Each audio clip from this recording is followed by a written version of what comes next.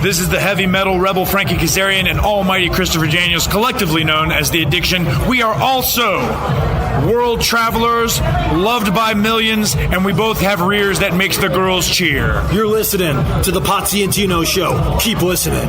And you have permission to worship us. Now. It's the Potsy and Tino Show. Talk the facts and let opinions blow. Laughs, hot takes, and maybe a rant. Two best buds with a mic and a plan. Ladies and gentlemen, boys and girls, children of all ages, the Pots and Pans Network brings to you its tag team champions of the We Are the World champions. The Road Dog, Tino Gray, the badass Rob Potsy Potchak. That's right, we are the Potsy and Tino Show. Tino, we always start the show up with a little segment called What's Up With You? So, sir, talk to me. I'm exhausted. So I had a good weekend, went to Hickory, did that show. Excuse me. And then got up Sunday, came back, drove home, then was home like an hour, and then went to one of Nicole's coworkers, got married yesterday. So I went to that wedding, and then they, wedding and reception. We didn't get home till like 10:30, 11, and I still had to get up and go to work today. So I didn't really get much sleep this weekend. The wedding was cool. The groom went to Carolina, and then we got a surprise for everybody. So they made us like line up like the Soul Train line. And the bride and groom came back in. They were wearing Carolina jerseys, with Mr. and Mrs. and all that. And then they fucking had Ramses. I was like, oh shit. Ramses? Yeah, the Carolina. Oh, the actual. Yeah, because he doesn't have any reason to go to the football game right now. And he was just dancing and having a blast. And we had a blast doing that. And then that's about it. Like I said, just tired. Okay. Knock this out. Don't want to be here all night. Well, I understand. We'll try to do what we can to move it along. Yeah, had a good week. Good weekend. Had fun. So I too had a pretty good week. I set up plans to go to Disney World at the end of the month. So my sister, brother-in-law, and I will all be headed to the Food and Wine Festival. This will be, I think, either my third or fourth time going to it. You obviously have been to World Showcase at Epcot before. I think I've been in once, yeah. Well, it's the World Showcase is the 13 spots around the world. Yes. So everybody does it, and like the joke is always, do you drink your way around the world? Do you drink an alcoholic beverage at every single one of the stops on your way around? But the Food and Wine Festival brings in like a bunch of other things. So instead of just the 13, they've got different things like Brazil set up and Morocco set up and this and that, and all different types of specialty foods from those areas around the world as well. Now, of course, it also means that they bring in even more alcohol. So it's going to be really interesting seeing my sister and brother-in-law, who are both on Ozempic currently, trying to go around the world and eat something at each of the stands, knowing that they're going to be able to take a bite, which I think is part of the reason why they invited me on the trip, because they were like, well, Rob will finish the meals. So I'll come back 700 pounds. Although one of the other things so I'm doing that at the end of the month. I'm doing that the 23rd through the 27th. But this weekend I am going to Baltimore Comic-Con because that's where the Ringo Awards are. And we will finally find out whether or not the smallest little hero can have the grandest of adventures and win the best kids book award at the Ringo. So hopefully everybody crosses their fingers and, says a nice thing for us to try to get, the karma in the right direction for us on that. So you get if you win the Ringo. We get like a little award. Oh. And I get about 6 months where people might actually be calling me asking what else I've got. Michael, like I said, Michael Adams, who is the artist and co-creator on Zor, also is up for best colorist as well. So I have a feeling he's going to start getting phone calls about just, hey, what's your rate? And, do you want to color this book, whatever. That's cool. Because I mean, he's literally up against a who's who of the other 5 best colorists in the industry. So him getting his name up there for that award, like is just insane. And it's so on top of that, though, I don't want to take up too much time with it, but he sent me all the colored artwork for Zor Saves Christmas today, and today is the last day that comic shops have the ability to order the book. So I have a feeling the book's going to come in under ordered, unfortunately. But I am excited about it because it is a return to Zor, which also means that next year, because I think the story's a lot of fun. I finished the dialogue for it last week. Michael's going to be doing the lettering on it today and tomorrow. So, I mean, it'll be done a week before we actually have to send it off to the printer, which is really good because I didn't think, he was worried that he wasn't going to have enough time.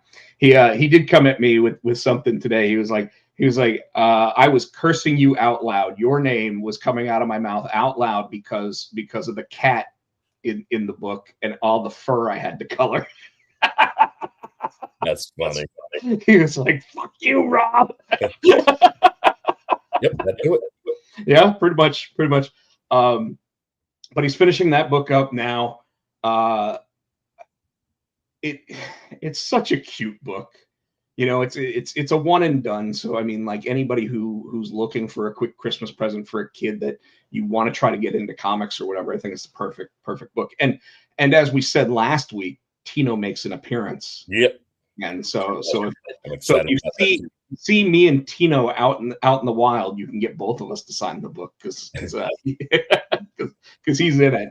Other than that, today I did a couple things. My nephew changed my oil in my car, which was nice because I needed to get that done. Wanted to do it before I went to Baltimore.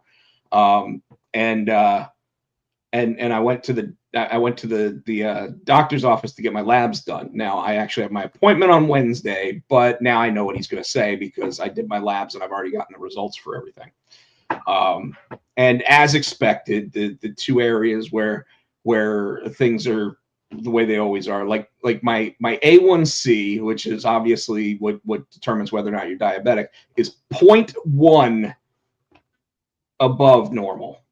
0.1. So I don't know if he's going to prescribe me like an Ozempic or something like that.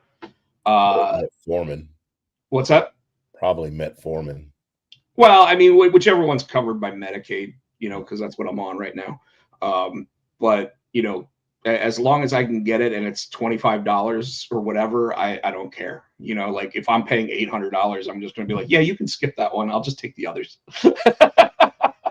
But so I did that, and I'll go and like my liver enzymes are up. Obviously, you guys, I mean, everybody knows on this show that I drink. It's been 7 days since I've had one, but I did make one for the show. So it's the first one I'm having since we got off the show last week, which I would think you're probably pretty surprised and impressed by. Because yesterday my family went to the Walk for Hope, which is the event that our family does every year for mental health awareness, and they give out free beer. So of course my brother-in-law looks at me and he goes, "Picked a really bad time to sit there and give up drinking." And I was like, it's beer. Okay. If it was free bourbon, that would be a problem. And he was like, all right, whatever. So anyway, we did the Walk for Hope. They had 2 different walks that you could do. You could do a mile walk, or you could actually do a full 5K. And it's right where the Angus barn, when you walk outside and it goes up to 70, and then it goes like the walk goes into Umstead Park, then you turn around and you come all the way back. It's the only walk I've ever been on, Tino, where it has 2 massive uphills both directions. Like you come out of the gate, you go downhill a little bit, then you have to go up almost like you're on a roller coaster. You walk all the way up to it. You're like, oh, finally, we made it to the top. And then you walk down, and then before you get to Umstead Park, you have to go back up again. And then on the way back, you have to do both of that shit again.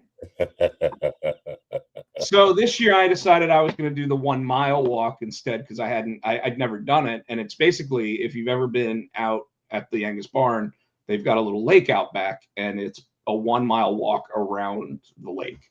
So our buddy Fubar and I did that walk, and then everybody else that wanted to walk did as much as they could of the 5K. My mom didn't go the entire 5K, but she made it to like the entrance of the park and then turned around. My nephew actually, with my dad in the wheelchair, walked him the entire 5K. Oh, wow. And apparently he went at such a pace that like everybody missed him, like he was gone. And then when he turned around, walked right by everybody, and they still didn't see him. He's that fast? I mean, he's definitely faster than the rest of us. He's also taller than the rest of us, so he could walk at the same pace as us, and he's gonna beat us because his leg span is gonna be wider. Yeah. But anyway, so that was pretty much my week in a nutshell. Got trivia Tuesday, Wednesday. Been trying to write an extra trivia so that I don't have to write one when I get back. I was actually thinking I'd try to get 3 games in because that way I've got trivia for the next couple of weeks. Don't have to worry about it. I also have a private engagement where I'm doing trivia for a business in a couple of weeks. So that's going to be the first time I do that. How'd you do that? They came up to me at one of the trivia nights and asked if I do private engagements. And I said, sure. And I told them a price and they were like, that sounds doable. And I was like, all right. What exactly do you do? You just, there's no Same thing I do. They said, you do what you do. We might filter some questions to you that you can ask that are based on the business that we do. But otherwise, we just want, something fun. You can do like your movie round and you can do your, one of your multiple choice rounds or whatever. I was like, sweet, I could do that. So that'll be the first week in November that I'm doing that. So that's pretty much what's up with me. Wow. I forgot to mention, I saw the first 3 pages of Stonkered #2 today. Oh, cool. So for those in the audience, Stonkered is a comic book that I've not launched yet with my junior high horrors partner, Eric Kent, and our buddy Sean Cruz is part of it. So he plays Tom Maverick in the comic. The comic uses almost like Eric's artwork's incredible in it, but it's almost like rotoscoping, except he's actually drawing everything. He's not actually like copying or anything. I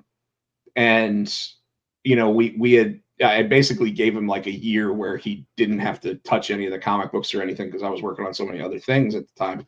But talked to him a couple weeks ago and I said, hey, I finished the plot for it. So if you want to come up with the pages and everything, I'll start laying down the dialogue for it and we can get #2 and #3 done.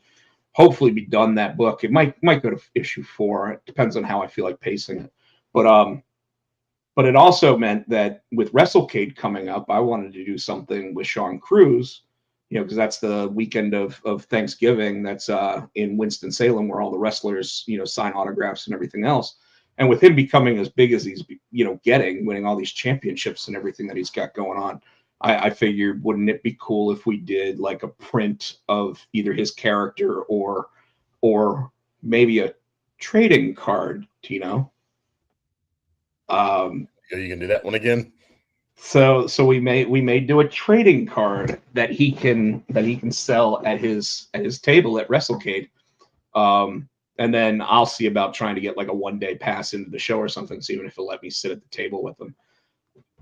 But figured that would be really cool. And when I get back from I'll probably when I get back from Baltimore, I'll break everything out and actually try to design like a card back and everything for it. So that way I've got something that I can use, because I got some ideas for these trading cards coming up. So that really is what's up with me. Sorry, I completely forgot because it's a wrestling show. Why wouldn't I talk about the one wrestling thing I've got going on? TV watching and movie watching, sir. Have you watched Peacemaker, right? Watch Peacemaker. So I want to talk about the Peacemaker stuff with you real quick, because last week you were worried they were going to jump the shark.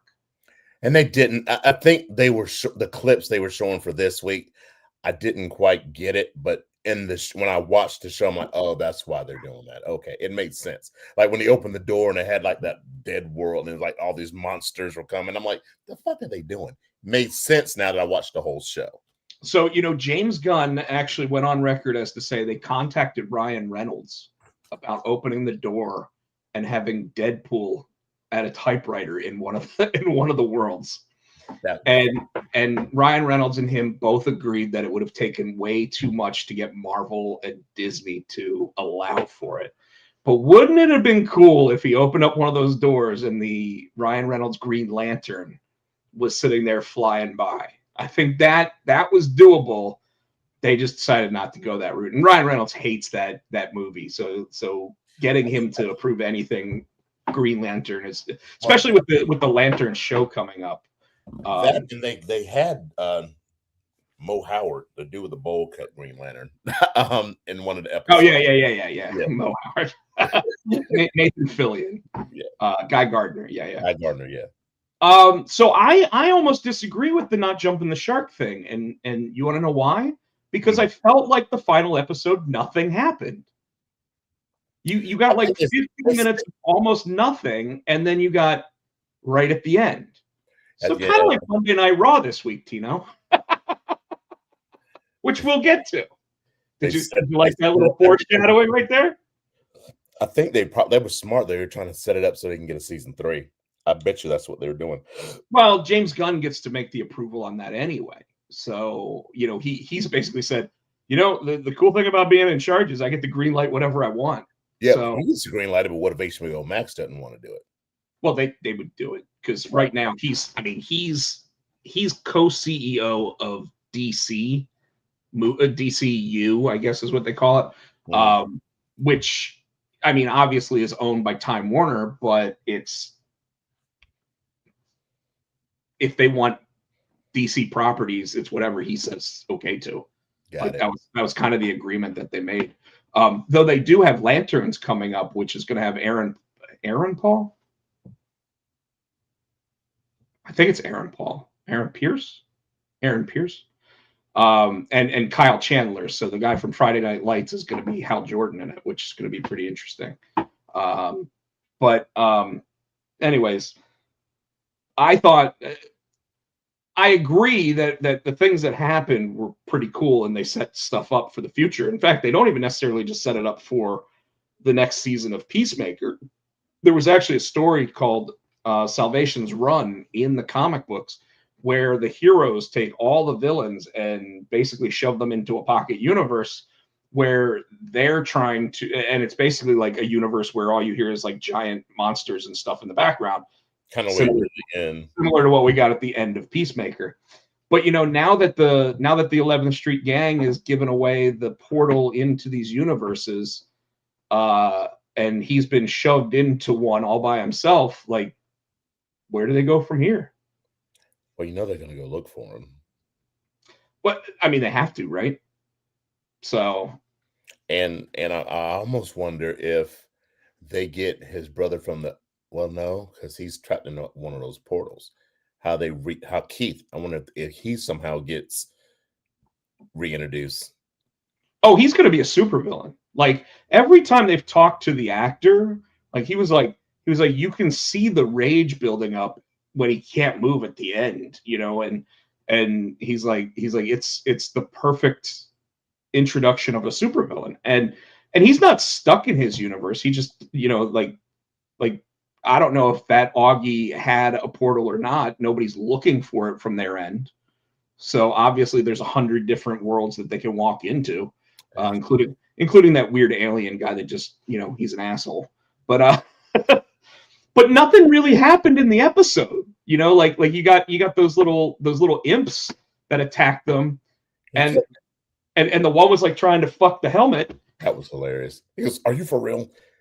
They kind of because they kind of let you in on what happened. Remember, because he kept asking Harcourt, "Did the boat mean anything to you? What the happened on this fucking boat?" So they finally let you into that. Finally did a whole episode of the boat, and Nelson of all bands, Nelson, the two brothers, and at the end they had the I guess the guys that sing the intro. That's like the theme song, yeah, funky Funky something. Yeah, Funky Kitten. I don't know what the hell they were. It was Funky something. Yeah.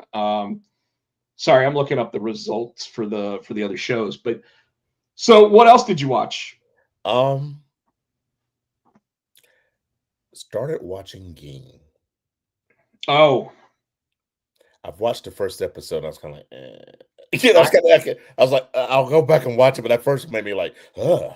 I've heard you got to power through it, and today, and I haven't watched it yet, but today I got a TikTok that was, you know, not sent by anybody, but it was like a father talking like Ed Gein, and he's like, "Are you sure that's how you want to be?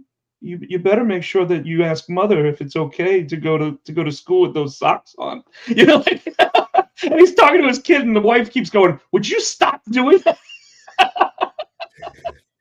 And the fucked up part is, again, you've got recordings of his real voice. He doesn't sound like that, so I don't know why they decided to do that. I'll tell you what, I think it's Charlie Hunnam, you know, because I always joke that I loved Sons of Anarchy, you know, the TV show, and I absolutely hated his character. And part of the reason why I hated his character was because he was obviously the protagonist in it, and like all the other characters were the antagonists, right? But like Ron Perlman was Emmy worthy every season of that show. Never, I don't even think he got nominated for Emmys while making it. But I always talked about how Charlie Hunnam walked, because he'd walk with like this sway with his arms behind him, like he was a speed skater or some bullshit. And it's like, you're supposed to be a badass, and you walk with your arms behind your, like, what the fuck is wrong with you? People don't do that, you know. Like, otherwise he was fine, but like he was definitely not my favorite character on the show. Like, they would just introduce a random character for 2 episodes, then he'd get his head blown off, and I'd still be like, that guy was awesome. But Charlie Hunnam's character, not so much. In fact, I think that's why I like the Mayans as much as I did, because I actually liked JD Pardo as the main character of it. And the guy that played his brother in it was even better. So like again, you had such a great casting in that show too. Anything else you watched? Kind of trying to think. I don't think so. So still haven't gotten to see Smash Machine yet, huh? No, and I almost went to go watch it Saturday when I was in the in Hickory, but then I decided, no, I got the thing, so I was going to watch the pay-per-view, and I fell asleep on it, so I had to watch it later. Because you're like, did you see that match? I'm like, honestly, I didn't. It watched me. I had to go back and watch the pay-per-view. It watched you. Yeah. That's what Mom always says when she falls asleep on something. It watched me. That's hilarious. So I watched Tron Ares this week. Like, you went to the theater to see it? I did. Yes, because last week I said that, you know, I posted the picture of me watching it on, and no, I did not watch it on Disney Plus because it was not available. But I did watch it in the theater. I watched it in IMAX 3D. And once again, I'm going to say this. The movie utilizes the 3D about as wonderfully as you possibly can. And I said that about the second one as well, because the second one actually had this really cool feature where they only used the 3D glasses and the 3D functionality when they were in the game world. Okay. Right. This one, it was 3D the entire way through, mainly because, I mean, even the previews show you that it's about the game world coming into the real world. Right. But it really didn't have that boom effect until you see the original Tron world in 3D. Oh. And it is fucking incredible. Now, the movie, I give it a 6.5. I will say this, though. The worst part was not Jared Leto, like everyone seems to think so. But the movie did less money in its first weekend at the box office than Morbius. See, I don't listen to other people like that, because more people are like, oh, it sucked, it didn't less money. And I watch it, I'm like, I thought it was good. Well, yeah. When you watch Craven, you thought it was good, but I even told you, like, Craven, if they had just called it something like you know, Lion Man or something like that, it had nothing to do with the Marvel universe, it would have been better, you know. This one was fine. The only thing I didn't really care for in it was that it kind of like almost dismissed the second Tron Legacy for the entire film until it didn't, you know? Like, it's like, you sons of bitches. Like, the entire movie, like, what they do, so the second movie is all about the guy who created the video game Tron and how he just disappeared randomly. And the second one is 25, 30 years later, and it's his son sitting there, he walks in, he puts a quarter into the machine, and all of a sudden he gets sucked into the game as well. And at this point, the character of Tron has become a bad guy and everything, and he finds his dad in the game world.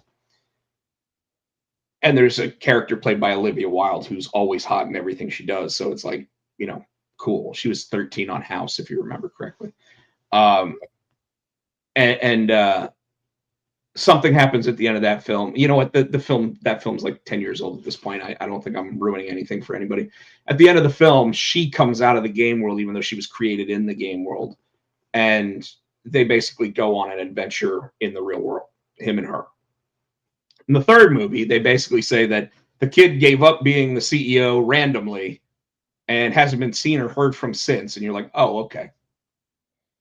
And then, you got two game companies sitting there basically trying to be the first one to come to, and it's not even they're making games. One of them's trying to make self-sustaining life stuff for the world. The other one's trying to create like weapons and armies and all this other shit. The whole point is that they figure out how to get it to come into the real world, but they can't be over like a certain amount of time, which is literally like another movie or TV show that I just watched. So I was like, they just stole that from that, Anyways, it was decent. I enjoyed it. Watched the first episode of Brilliant Minds, by the same people that did Found and obviously the Arrowverse and all that. The one with Zachary Quinto. The show that they add a new character who you're trying to figure out whether or not they're gonna be a helpful assistant to him or if they're gonna be the antithesis of him.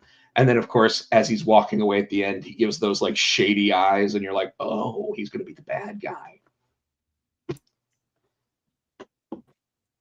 Gen V, watched that. It's been really good. They reintroduced a character from the Boys series that hasn't been around. Like, I don't think they were around the entire fourth season of the Boys.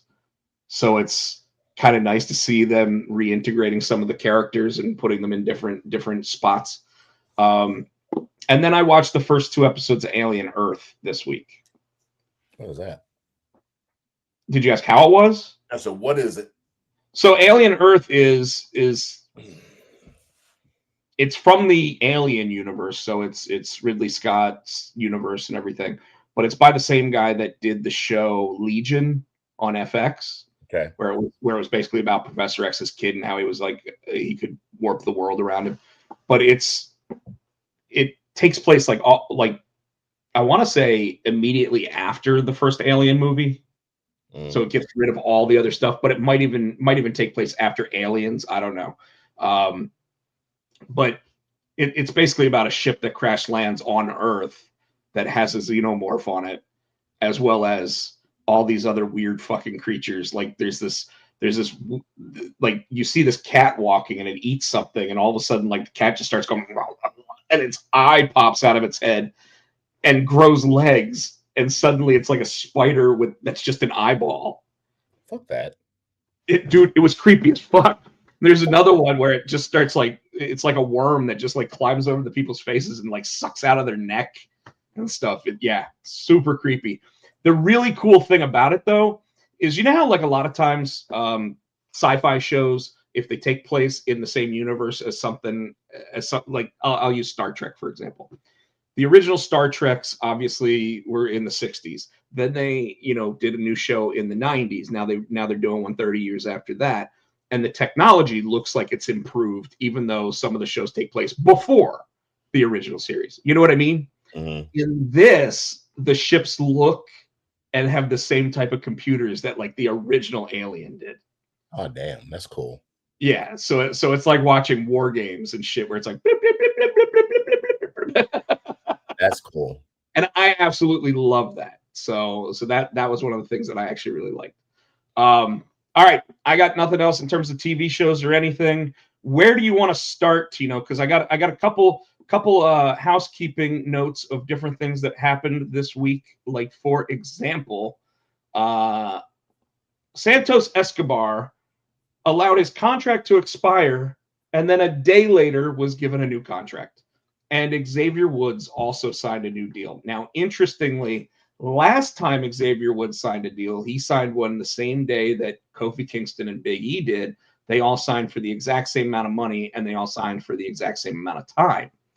This time, Kofi Kingston rumored to have signed about 6 months ago, and Xavier Woods got his new contract now. Now, that could be because Xavier was out with injury for as long as he was, so they'd already tacked on 6 months, and now he's signing his new deal. Thoughts? That, and I almost wonder if they let it run out like like Escobar at the last minute and maybe re-sign for more money because the WWE's afraid that he might go somewhere else. Well, I don't. So obviously, the going somewhere else is definitely something that they have to look out for. Although Tony Khan has basically said not everybody is AEW bound anymore, which is interesting because back in the day, everybody was AEW bound. I'm going to talk about that a little bit too when we talk about AEW because I got a topic to bring up there. But I think that there's a different reason why they're letting the contracts go until like the last week or whatever. Now, I don't know if it's the wrestler doing it, but based on the Karrion Kross talk, based on the Karrion Kross contract negotiations and everything, they basically made it sound like he had 1 day to sign his contract and that was it. And he still, like, he did a Chris Van Vliet just last week, and he still feels kind of bitter about that whole situation. So he's not ruling out a WWE return, but he said on Van Vliet that when the person did call him to talk to him about the contract and gave him 24 hours, and he said, why isn't Hunter calling me? And the guy that they were talking to, or woman that they were talking to, basically said, yeah, you have a pretty good working relationship with Hunter. I don't know why you're not just, negotiating with Hunter about this. And he's like, what the fuck? But what I think it actually is, I think that the reason why they're letting these contracts go as long as possible is because the number on the contracts in terms of the dollars and cents is a lot less than what they're putting out now. So if they sign someone to a new deal, do they work out the rest of the old contract and then they have an extension that starts, or do they just start getting the new price that day? And if they get the new price at the beginning, as soon as they sign, then I can understand that WWE and TKO is sitting there running these contracts as long as they can because they're paying less money for them. Gotcha. Makes sense. Makes a lot of sense, right? Mm-hmm. And by the way, not something that anybody else has talked about. So I think that that's probably what's going on. They realize that while the revenues are going up massively, that the cost of the wrestlers is going to have to go up massively, and they are just riding it out as long as they possibly can. My thoughts, don't know if that's true, but I wouldn't be surprised. Now, this one I found kind of interesting because wasn't I just asking about this guy last week? Yeah, he'd gone over it, and I said he was being used more prominently on Evolve. TNA.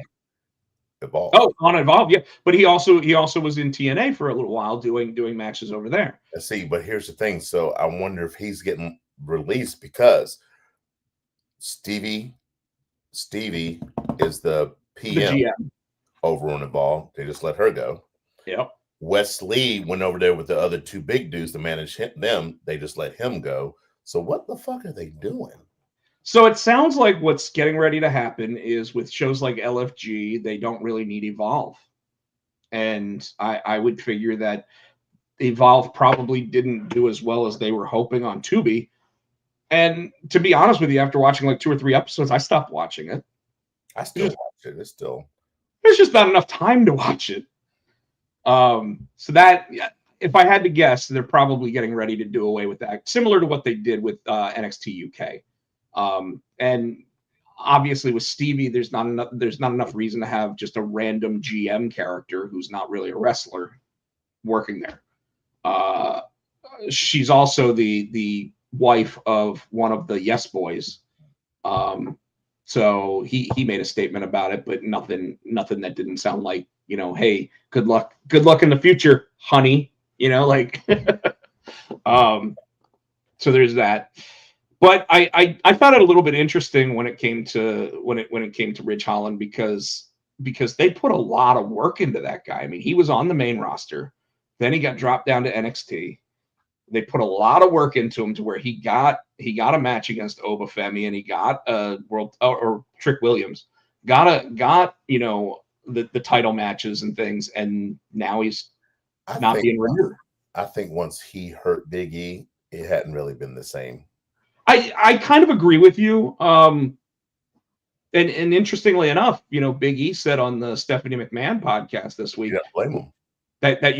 He doesn't blame him, but they never do. Like very rarely do they actually get the blame from the other person because they are remorseful about it.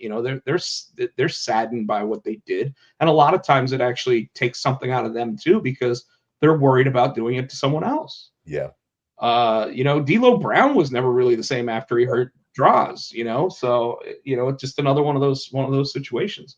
But I think you might be right. Though Big E also said on the podcast that he thinks he's had a good run and he doesn't necessarily see himself ever coming back. So who knows? Maybe he gets the itch 5 years from now, like Edge did. I think he still be, even if he doesn't wrestle again. I think he can, because he's a good talker. He's good on the mic. He can manage somebody. Yeah, one of the younger guys that coming up. You're not wrong. Sorry, getting ready to pull up Crown Jewel results. One thing I do want to ask about, and it happened on SmackDown. Okay. Wondering, you want to wait until we're at SmackDown, or do you want to just go with it? Oh, I did. Okay, no. I mean, we can because I don't have a lot to talk about SmackDown. Me neither. I don't either. The only main thing I want to talk about on SmackDown is this. So all of a sudden, are we just doing power couples? Because now, and I watched it at the bar because I was setting up with the sound off. But here's Selena Vega at the end of that Aleister Black and Damian Priest match, and she's trying to stop him. So are they got AJ and Becky? I mean AJ and CM Punk, Becky, and and now they got that. Now they're gonna put Montel.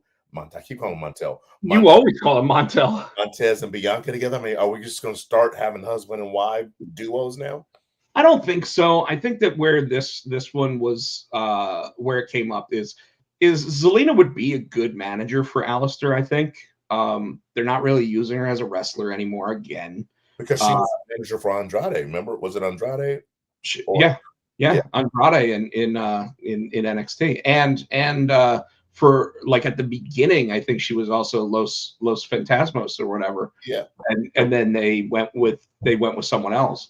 But the interesting thing here is that I think what they were trying to do was appeal to Damian Priest being both Puerto Rican and New York, where Zelina Vega is both Puerto Rican and New York. Okay. So she came out to sit there and tried to appeal to him based on the fact that like he was getting ready to murder her husband. And I had, like I said, the sound was off. I couldn't hear what was going on. I can only see it. So they had climbed up and they were about 10 feet up, and Priest was getting ready to South of Heaven choke slam him off the thing because it was a last man standing match. So it was whoever answers the 10 count. Surprisingly, when Zelina Vega got in his face, she didn't crotch him, which everybody was expecting. She actually hopped down, and then he immediately went nope, and he just grabbed him anyway. And then Aleister, punched him, and then did the kick that knocked him off, and of course, Aleister Black wins the match. It was just I don't think it's going to be a power couple. I don't even know if we'll actually see them back together after this. Okay. But I think it's the one moment, that every so often there's that moment where the character comes out and wants to sit there and basically be like, it's my husband, we're so sorry, don't do, and then and then because they're the heel, they do something dastardly and win the match because of it. But then they immediately go back to their old ways. But in this situation, because they hadn't been using her, although she'd be a great manager for Santos Escobar, except he speaks perfectly good English, so he doesn't necessarily need it. But the other two in that group, Cruz and Cruz del Toro and whatever the other guy's name is, like they could use her. So I don't know. I just, like I said, I was meaning to ask you about that. I was trying to remember to ask you because, like I said, I was in the bar, the sound was off, and I saw it. I'm like, what the fuck is this? That's the first thing I thought of. Oh, isn't it crazy that you can be in a bar and SmackDown and Raw and NXT are actually on TV in the bars now? Yeah, like it's pretty wild. Well, NXT. Yeah, people that watch wrestling. So yeah, they were like, "Hey, you put this on," and it's like you had all the different TVs, and there's like the one TV at the end had it on. So I'm like, while I was setting up. Exactly. So, speaking of NXT, last week we had NXT Showdown with TNA. Yes. They had 5 matches on the card, I believe. 2 Survivor Series style matches. I think I've got the results pulled up, so I will pull those for us. The matches started with the Hardys versus Dark State. This was title for title. I called that match. I said, well, the tag team titles are going to TNA. You did. And by the way, I want to talk like Crown Jewel. I think I went 5 for 5, by the way. Including the 2 matches that we didn't actually hear were actually announced. I called those matches, and I think called the winners of both of them. Which matches? Roman versus Bronson was not announced before Monday Night Raw last week, and I said, unless they go Roman versus Bronson, and then Bronson's got to win, right? And then the Rhea Io versus Asuka and. No, I told you they announced that. Remember, you didn't know that. I said no. I didn't know that. But we both said Rhea and Io were going to win that match. So the Hardys win this match. Dark State basically going with an extended version of Freebird rules. Apparently, any 2 members can defend the titles. Oh, they've always been doing that, yeah. Right, but the Freebird rules was always any of the 3. Now they've got 4 members of Dark State. So. Well, one of them, I think, was it the. Did you see the muffs in this match where the just total like when Jeff Hardy went to do it, like he was gonna have 2 moves done to him, and the guys from Dark State missed him both times. Horrible. Hardys win the match, become the first tag team to have both NXT and TNA tag gold, almost cementing the Hardys as the greatest tag team of all time. So, and that by the way was on all of the pundit shows this week. It was Busted Open. It was The Coach. It was Not Sam Right. All of them talking about who is the greatest tag team of all time. TNA versus NXT women's match. This was. Oh God, they didn't even tell me who's actually in the match. It was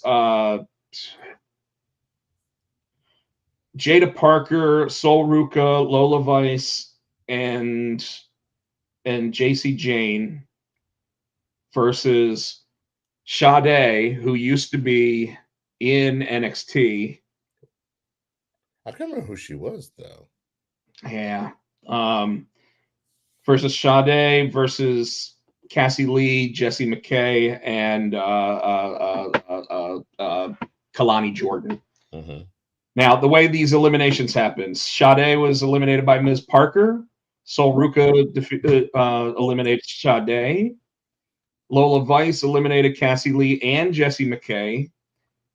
Kalani Jordan got rid of Lola Vice, and then JC Jane and Sol Ruca beat Kalani Jordan. Sol Ruca hit the Snow Snatcher on her, and then JC Jane tagged herself in and stole the victory.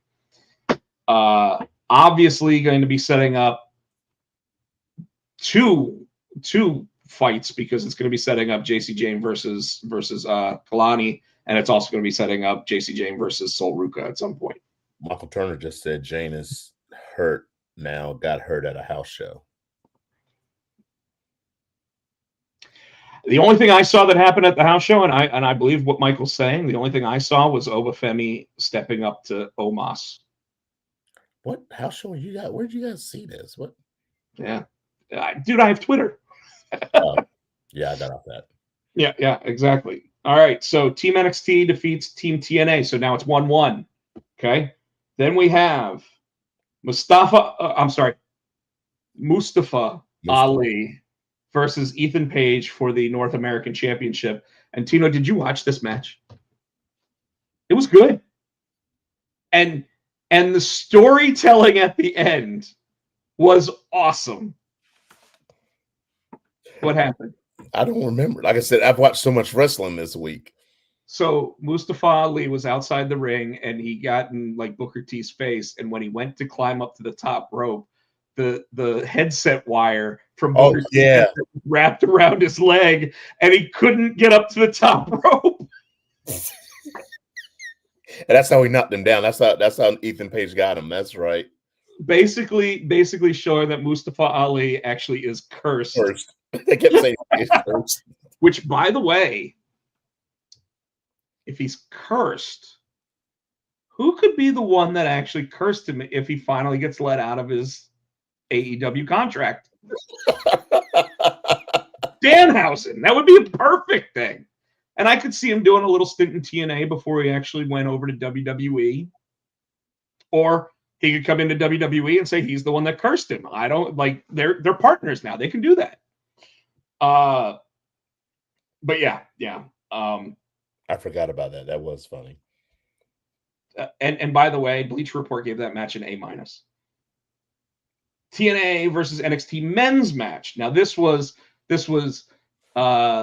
your NXT champion Ricky Saints, your co-captain Tricky Will. You got your Trick A champion. Then we had Starks. Starks now. Saints. I already said Saints. He's team captain. Miles Bourne and who was the other one? Von Evans, wasn't it? Yes. Versus Mike Santana, Moose, Frankie Kazarian, and Leon Slater. And did the match deliver? Because here were your eliminations. Frankie Kazarian eliminated Miles Bourne like out of nowhere, which I thought was hilarious because Miles Bourne is the young Randy Orton. Yeah. I didn't hear him coming.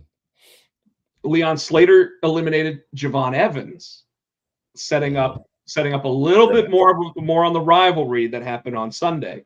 Ricky Saints then eliminated Kazarian. When he went to tag in Trick Williams hopped off the apron and just left. Which, by the way, did not eliminate him because he wasn't in the match. That's what Bo Dallas is still in the WrestleMania. Is that the one? No, it was Curtis Axel. Yeah. 16 years later, he's still in the Royal Rumble.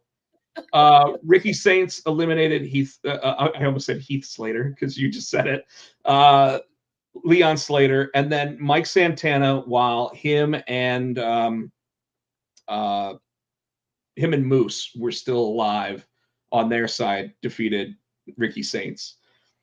So obviously, this is going to set up Ricky Saints versus Trick Williams. But didn't I say that Mike Santana was going to pin Ricky Saints in this match? I said it's going to set up a really interesting thing when he goes into his match against Trick Williams on Sunday. You did say because I pinned your champion. You did say something like that. I do remember that now.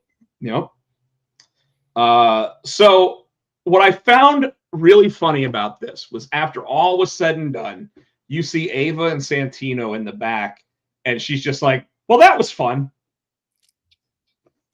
Like I don't care that we lost tonight. I think she was being sarcastic when she said it, though. Probably. Now, interestingly enough, this episode of NXT went head to head with a 2.5-hour Dynamite. For what? 2.5 hour Dynamite. Which, by the way, last week I kind of went on a little bit of a rant of what the fuck do you have to do to get rid of John Moxley, right? This week, one Dave LaGreca went on the same fucking rant. Like, they set him on fire. What else can you do? He said the same fucking thing a week after I did. Here we go. Title Tuesday. Title Tuesday, AEW. Hangman Adam Page and Samoa Joe meet face to face. And I am going to sit there and 100% tell you that I am 100% behind Samoa Joe beating his ass for that championship at Wrestle Dream. Me too, but it's not going to happen. I know, but so Hangman sits there and says his piece, and then Samoa Joe sits there and runs him down and drags him across the fucking ring with his words. And then you know what Hangman does? Because Samoa Joe sits there and says, "You're a paper champion. You're no good. You're not even worth it. Nobody likes you. Why are you even here? Blah, blah, blah." And of course, Hangman sits there, has the mic in his hand, and he goes, "You're right. Why am I here? I am a paper champion. That's what everybody says, except I'm a 2-time champion." And I was like, I get it now, because Not Sam Wrestling this week was sitting there talking about how Hangman is really good at chasing the championship. Mm-hmm. But as soon as he gets it, he's boring as fuck. And that's not his words. Those are my words. But, I'm paraphrasing. Whereas Samoa Joe here probably realizes this is his last opportunity to change Tony Khan's mind. Because, they just announced the match like randomly out of nowhere. And, Hangman comes out and starts the whole thing by saying, why did you attack me? And Samoa Joe's like, "Why did I attack you?" "It's because I want that." Because you're a bitch. And you know what? When he says it, I'm okay with that, because he says a punk ass bitch. He doesn't just say bitch, or he just says you're a punk ass, because he said that before. I just watched one of his things where he ran down Scott Hall from TNA because TNA didn't show, because Scott Hall didn't show up for the pay-per-view. And he's like, you remember the one where Scott Hall and Kevin Nash were supposed to be his 2 tag team partners. Kevin Nash is in the middle of the ring and he's sitting there going, "Oh, Jesus, he's right."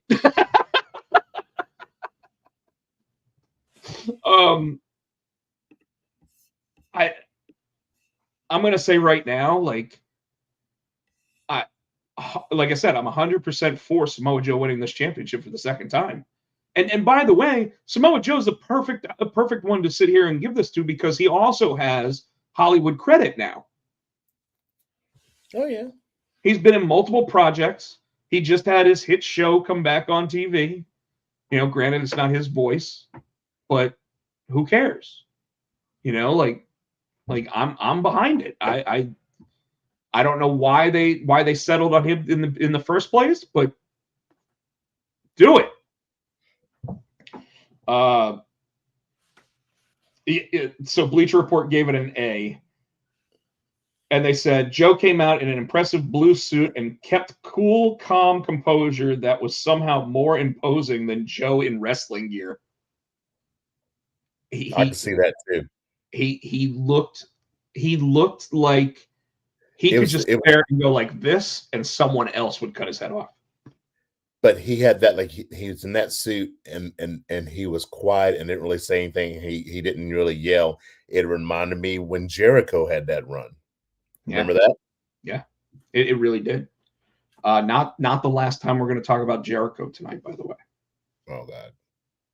Well, it'll be quick, but it'll come up. The guy that should have went away after being set on fire versus Tomohiro Ishii. And the match was fine for what it was, but why is he still wrestling right now? Go on vacation. Quit being an asshole. I know his wife is like, "Would you just come the fuck on? Go on vacation." It doesn't make sense. And, of course, it started the whole conversation of what the fuck does Darby Allin have to do to get him to say I quit. Because if Darby Allin attacks Renee Paquette, which could happen, Darby Allin's heel. So the only thing they can do is maybe put like Claudio Castagnoli's feet in like cement and push him into a river or something. It's the only thing they can do. Like, because Jon Moxley himself isn't going to say I quit. And I'm wondering if it's Moxley's. He's scared he's going to lose his spot. He don't, back in the day, or like they don't want to go away for any amount of time because they're scared somebody's going to come up behind them. Because there are talented wrestlers, they're not pushing them. But if he gets hurt or goes away, I can see somebody else, stepping up.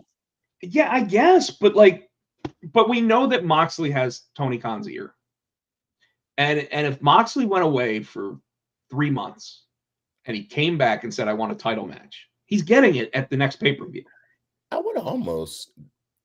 Darby is starting to be heelish anyway. I mean, he's setting people on fire. He's trying to kill. They had to pull him off, so I can almost see that happening. I can almost see, oh, you're not going to quit, and he's got Renee, and he might do, and I can see John going, okay, I'll quit, and Darby's like, all right, and he still does something to fuck Renee up, which makes Moxley leave for a little bit to care for Renee. When he comes back, he can come back as a face. But then it gets rid of your best backstage interviewer, unless they want Alicia Atoot doing more of that. I don't know. Maybe somebody else. Because Moxley really doesn't. There's really nobody else. Because even if he did that to Claudio, he doesn't give a fuck. He's just and I mean, let's be real. They set him on fire. They've beaten the shit out of him. They've put him through everything. They got that nail board stuck in his back. Put the plastic bag over his face. They did put a plastic bag over his head, and he never quit. So what does he have to do? Like, is this really going to make Darby look that much better if he beats him in this? I don't think so. I think they missed the opportunity. They fucked it up, and it's probably because Moxley said, "I'm not ready to go on vacation yet. My vacation's set for January 1st. That's when I'm going. You wrestle me until then." The Hurt Syndicate versus the Demand in a street fight. The Demand. That's still a fucking. I hate that name, but I'm gonna say I really enjoyed this match. Dude, Bobby Lashley is a fucking beast. He's a beast. I mean, we've always known that, but you know what's been really impressing me is fucking Shelton Benjamin. Shelton Benjamin has swole up. He's got to keep up with Bobby. But he never had to before. Like now, you know what I think it is? I think he got slower, so he was like, "Well, I'm going to bulk up." He's getting older, yeah. But in this day, he's probably still the best shooter in the entire business. Like he is the best guy in terms of if you said the wrong thing to him, he's going to beat the shit out of you for real, and you're not even going to realize it until you're bloodied. I don't think he might be a little bit slower, but I think even with the bulk, he's still got that quickness. Oh yeah, I wasn't saying anything bad. I was actually saying I think what he did was he tried to as he's slowing down, he tried to bulk up to gain something else. Gotcha. I see what you're saying. And it works. I mean, like him and Bobby are almost the same size now, which is scary. Although I say that, but when you stand them next to each other, Bobby's huge. But if you just see Shelton Benjamin, you're like, damn, that motherfucker's huge. Yeah. He's like 6'4", and he's probably 250 now. He's a big boy. So Lashley, Benjamin, and MVP actually win this match. I was a little surprised by that. I thought they'd let MVP take another loss. No. Then we get something that I really want to talk about, and I know that you want to be out of here in like 30 minutes. I'm going to try. Jurassic Express versus KM and Orion. Who cares about the two guys that they faced? But I read something, and I sent it to you, and I sent it to Shavar last week, that it was about how when you look at them, it's almost like Dr. Frankenstein and his monster. now, where Jack Perry has a real big grudge on his shoulders. He's got a real big chip, and yet what he does is instead of doing anything in the ring, he's commanding Luchasaurus to do everything, just like Christian Cage did.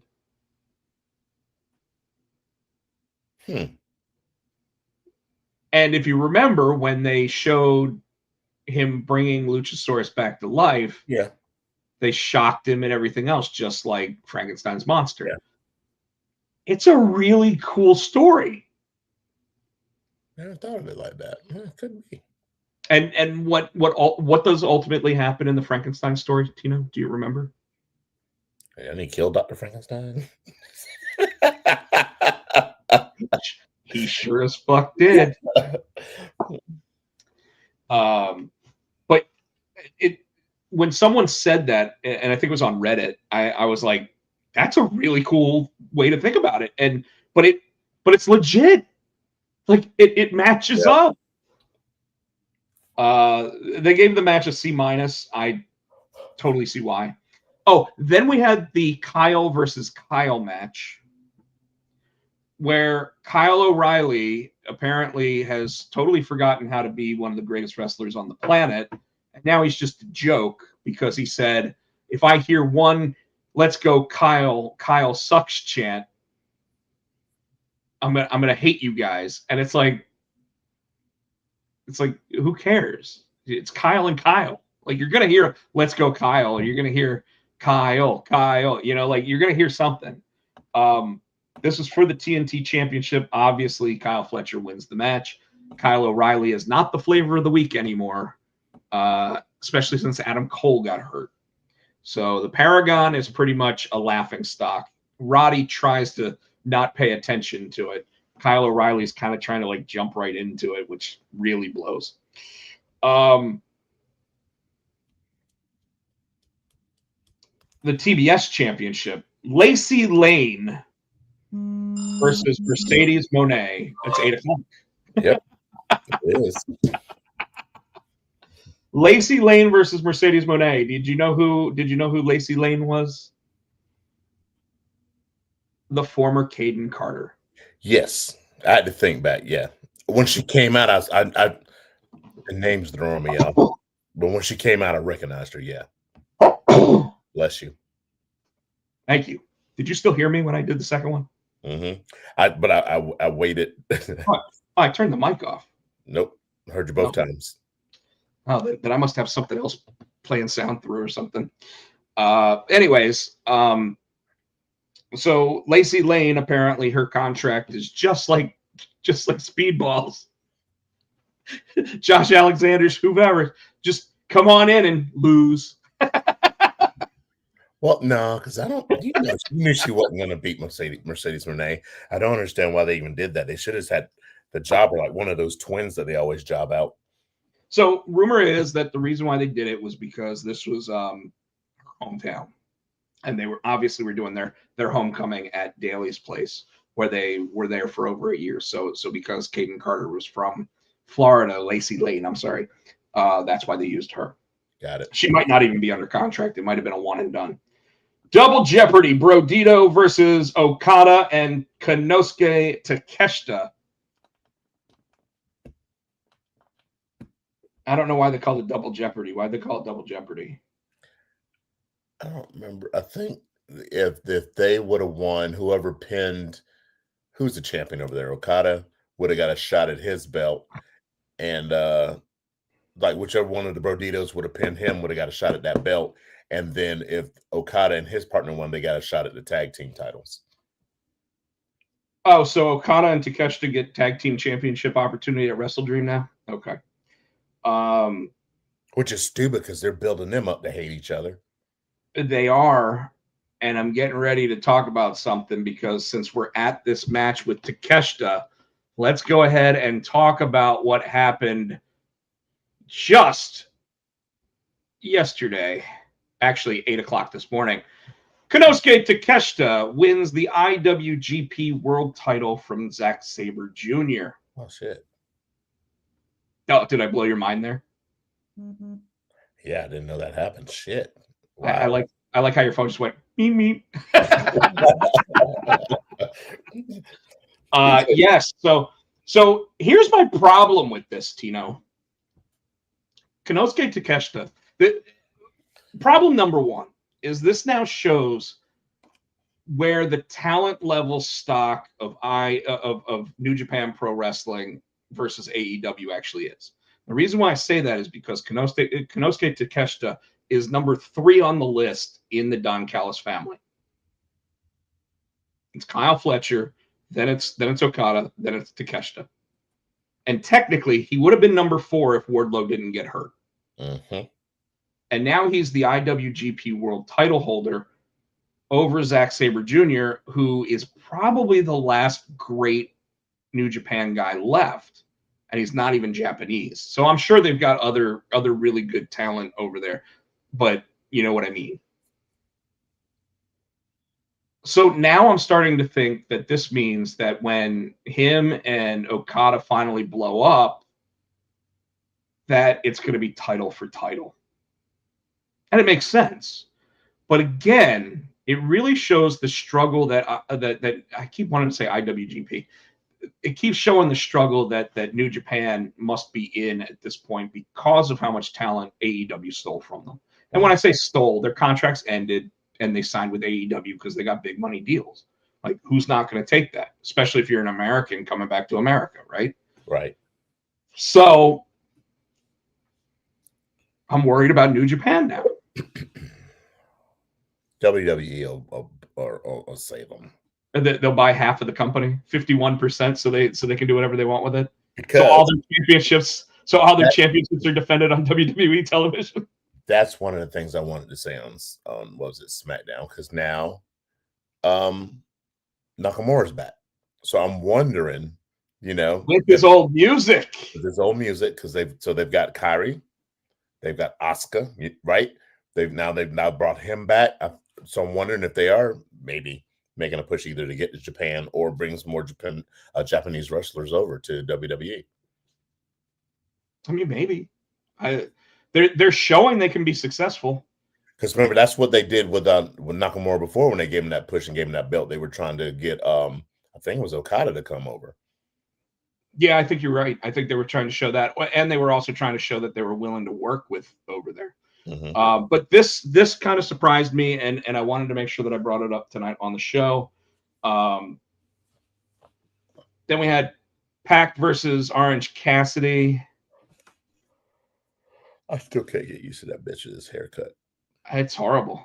Like, you think like his blind sister or something gave him a haircut? Stevie Wonder did it for him. Stevie Wonder can see, dude. I know he could drive a car. I know, that's what I'm saying. The match was an A. Orange. So here again, you have Orange Cassidy defeating Pac by pinfall, right? Here's my issue with it. Last week, Orange Cassidy lost. This week, Pac loses his first match. Like, does everybody lose their first match? That's AEW's niche now. I'll give you that one. That was your main event. Now I am going to go to SmackDown because we do, like, even though you brought that up and we can start by talking about that. We obviously had Sami Zayn's open challenge. This week it was Shinsuke Nakamura. Shinsuke Nakamura with his original music back. But it looks like they're immediately throwing him into what either could be a classic Survivor Series match at Survivor Series, or figuring out a way to create Sami Zayn and him as a tag team. Because I think they're probably going to try to make him face again, because who ran down and attacked after the match? Well, that's what I'm saying. He's definitely babyface again. Like, as soon as that music hit, it was like they forgot about that 6-month span of him with the cool kabuki mask. Yeah. He no longer is a heel. He is babyface Shinsuke Nakamura again. He's not shit stain anymore. He's Shinsuke. No, he's not shit stain anymore. He was shit stain when he was a bad guy. Now he's Shinsuke. I think shit stain with my wife. The Wyatt Six versus they actually do start with Sami Zayn versus Nakamura.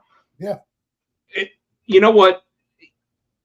this match was a callback to to Nakamura's very first match in WWE, which was against Sami Zayn, and it was a thing of beauty.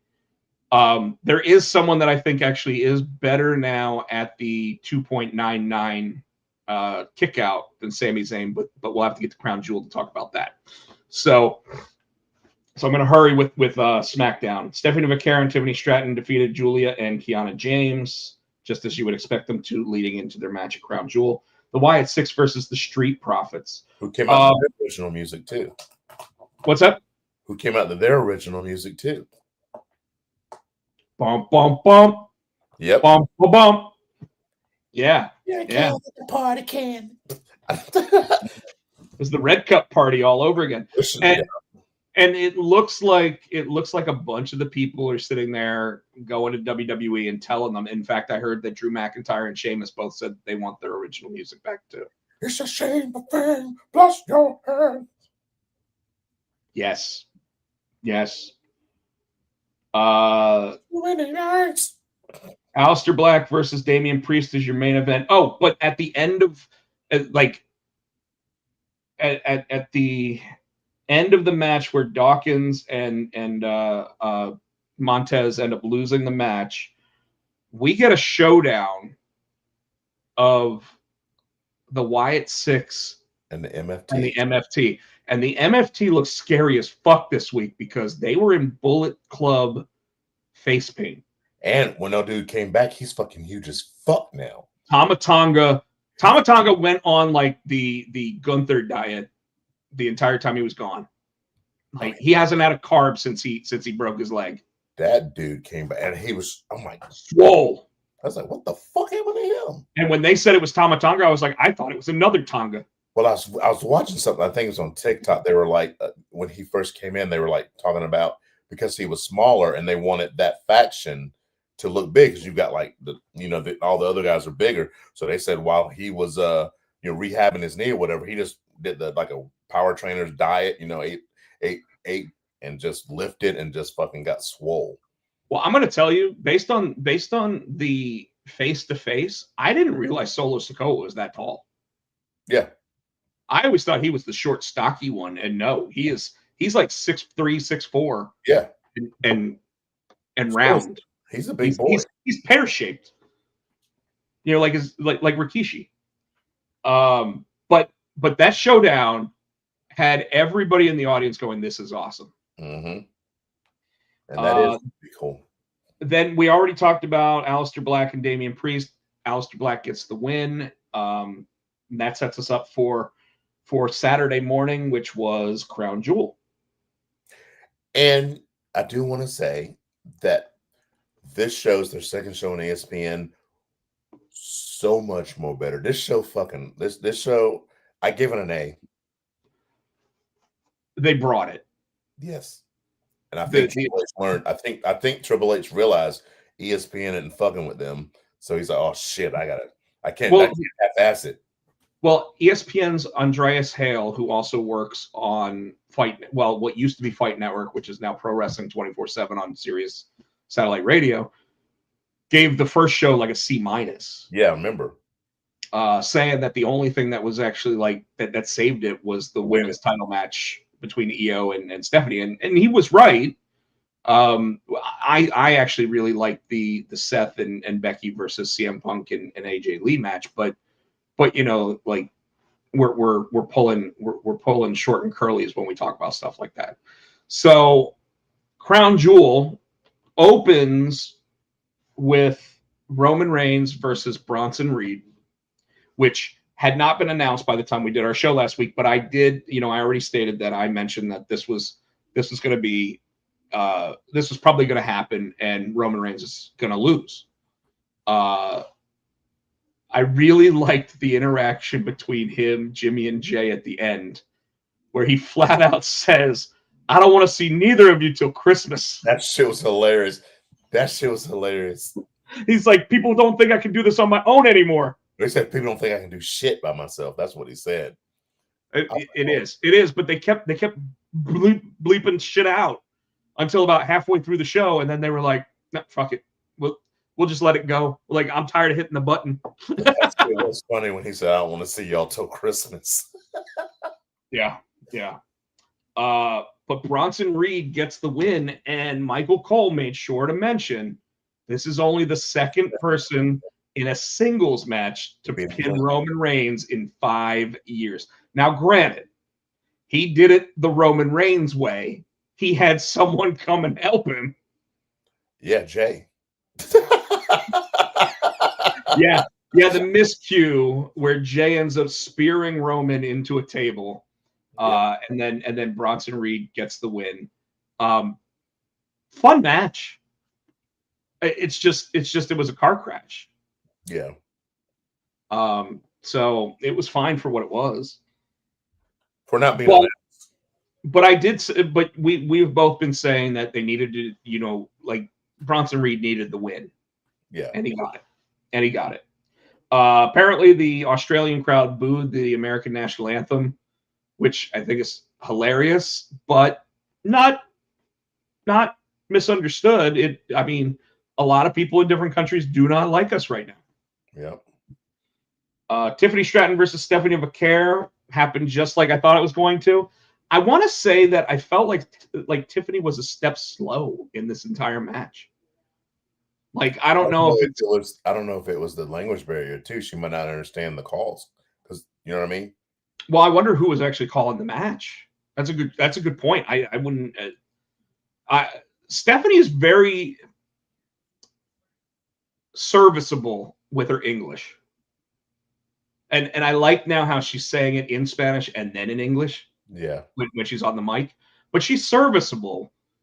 But I don't know. You could be right. Obviously, in that loud place, she could probably barely hear, and with the accent, you know what I mean. It could have been just miscommunications. Could have been a lot of different things, but it did. But I felt like Tiffany looked a step slow. It could also be that knowing that Tiffany had been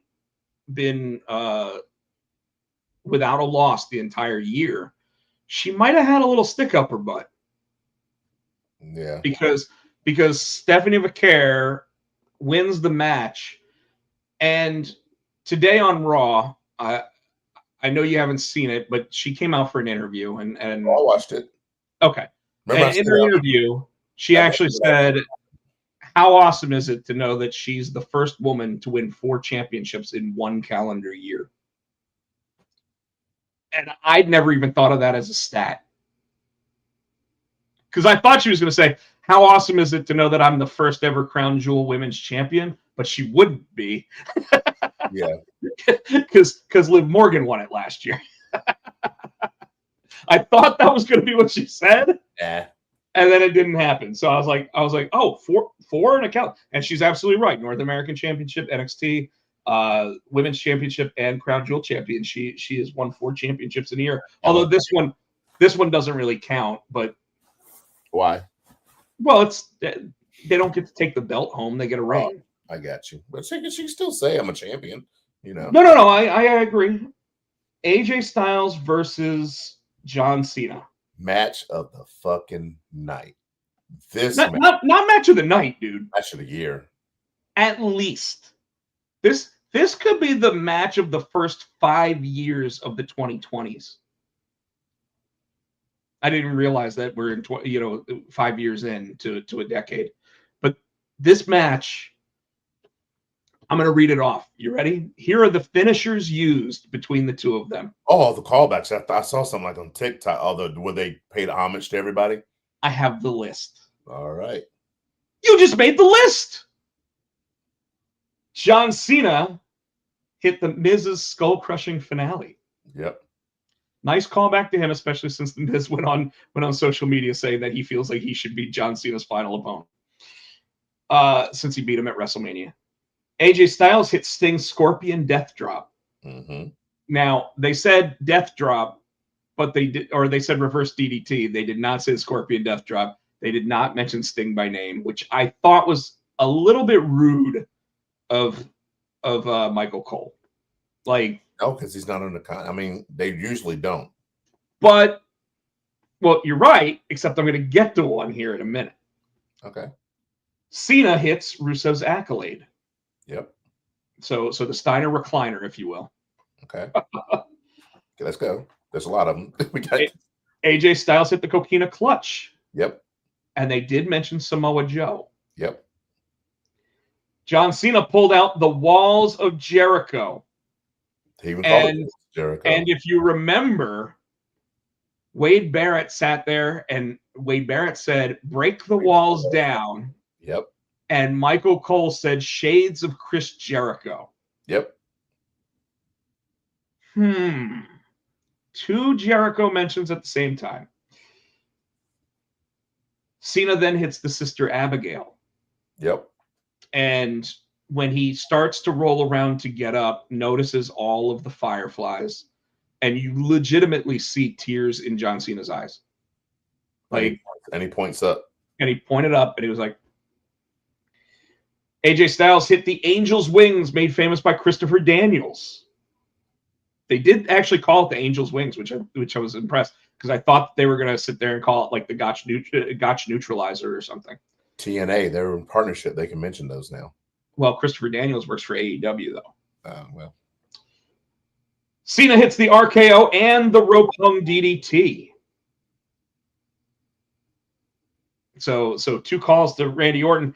I do want to say that right after he hit the rope DDT, the crowd started chanting 619, and I think they went on their own time here, because I don't think that they expected to do that. But he totally did the drop toe hold so that AJ Styles fell into the ropes, and I think it was definitely because the audience called for it. Did not hit the 619 though. AJ Styles hit the Attitude Adjustment against John Cena. AJ Styles hit Frankie Kazarian's Fade to Black, which, by the way, is also known as the Deadeye. Yeah. Cena hit the choke slam from The Undertaker. So it literally was the throw the arm over, then pick him up, then throw him down. Styles hit Sweet Chin Music, but I did hear that they said that this was actually one of his other TNA opponents, former finishers as well, but it was definitely Sweet Chin Music. And then Cena hit the Tombstone and an AA for the win. And Tino, this match, I have to say that it started with John Cena handing the announcer a personally written ring announcement of AJ Styles. That was so awesome. Dude, I literally got a little choked up watching it, because I know how unappreciated AJ Styles is in the Triple H regime. I watched that match. I immediately went to Twitter afterwards and I said, if AJ Styles doesn't get another run with the world title before his end date in 2026, why are we even watching wrestling? And not to mention, AJ Styles came out in TNA year. 2005 TNA year, but not just 2005.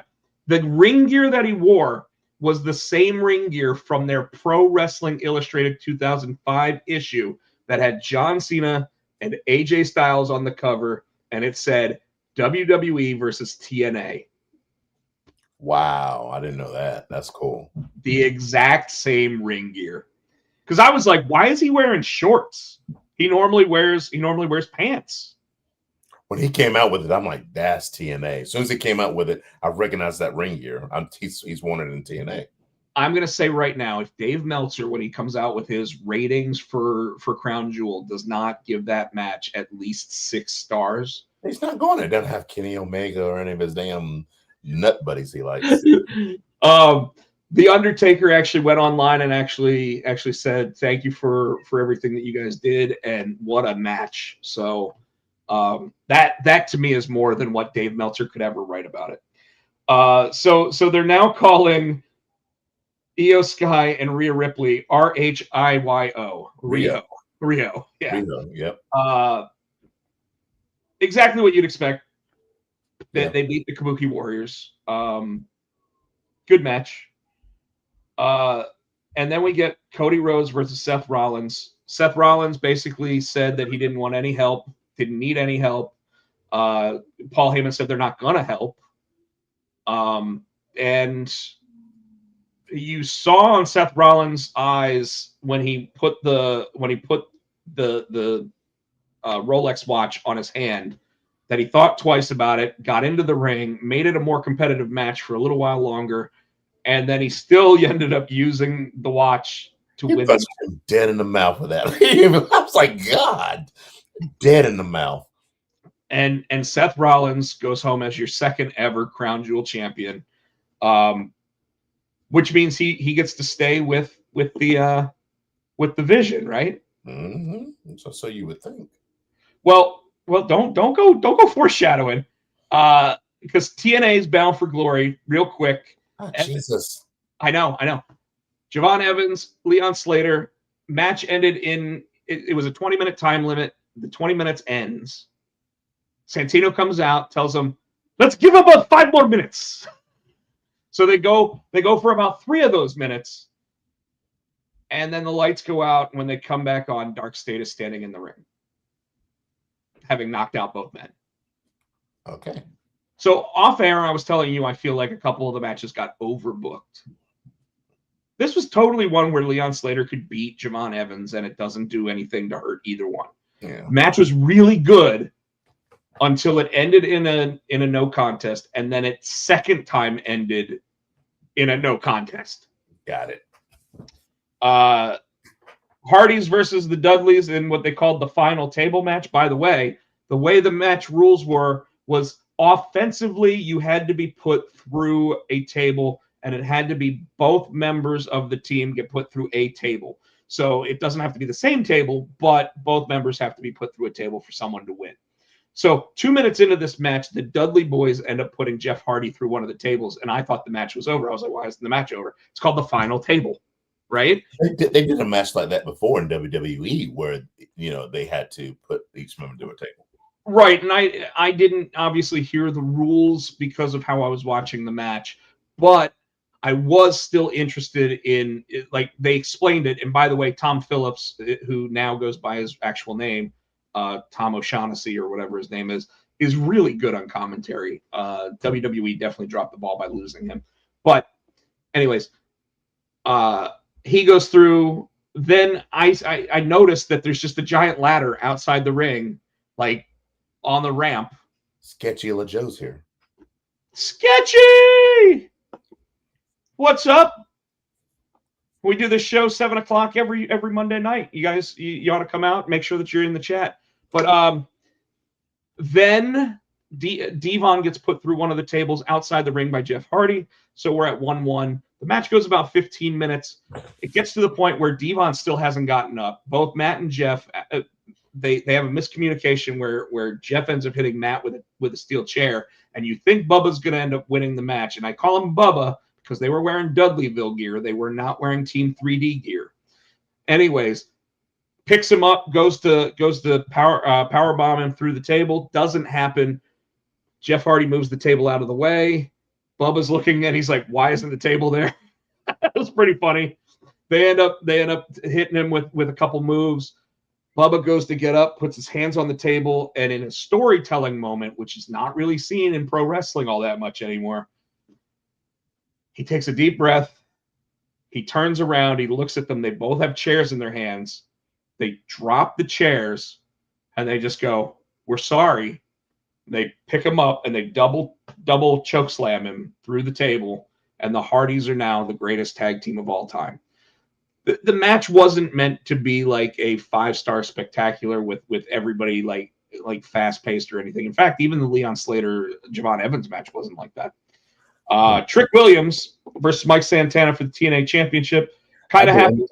Kind of real quick though, I think that is the Dudley Boys' last match because they took off their boots and gave them to the Hardys, which I've never seen that before. Usually they leave their boots in the ring. They handed the boots to the Hardys. I think that was their way of saying that they're giving them knowledge that they are the greatest of all time, because the Dudley Boys have won 20 plus championships in multiple places.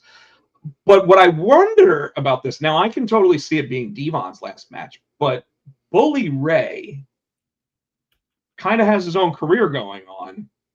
Does that mean that he is retired, or is he or is he just retired from Tag Team team. 3D and Dudleyville? Spike Dudley actually, it wasn't seen in the video that I had, but Spike Dudley actually did come down with them. Yeah. And Carlos Silva was in the, not even in the front row. He was in front of the front row next to the ring announcer the entire night.